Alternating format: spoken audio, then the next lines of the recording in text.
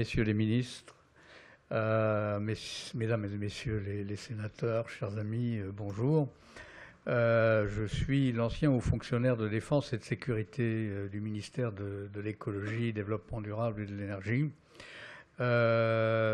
Affiché, je crois, comme vice-président de WSMART, il s'agit du Water Security Management, Assessment, Security and Technology, groupe d'experts, de gestionnaires de l'eau potable dans les grandes agglomérations nord-américaines, européennes, plus Israël.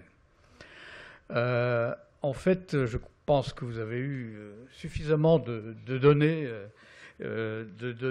scientifiques, techniques, géopolitiques, et j'avais préparé un PowerPoint excellent d'après le docteur Comer. Mais voyant qui préside notre session, je me suis dit que j'allais changer de sujet et vous faire part d'une sorte de success story actuellement en stand-by. Et peut-être d'ailleurs que dans ses nouvelles fonctions, le ministre Shaddad Attili sera à même de le mener à bien un jour.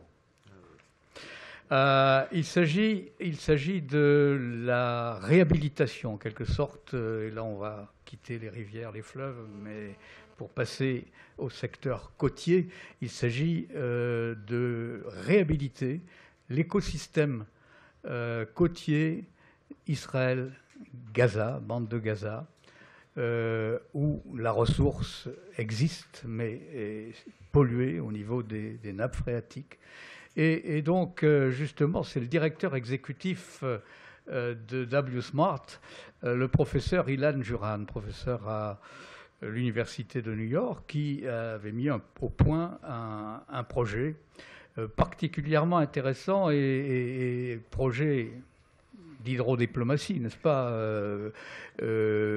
partant de la base, en liaison avec les maires israéliens et les maires palestiniens, et notamment leurs représentants au niveau associatif.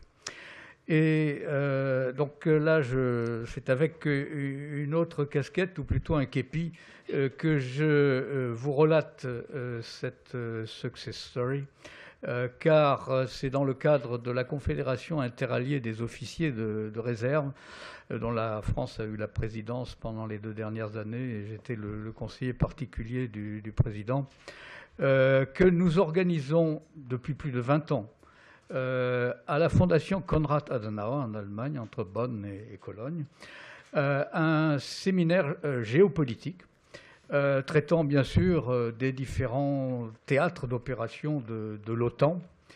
Et l'idée m'est venue, vu mes origines, en tout cas professionnelles, de faire appel au programme appelé Science for Peace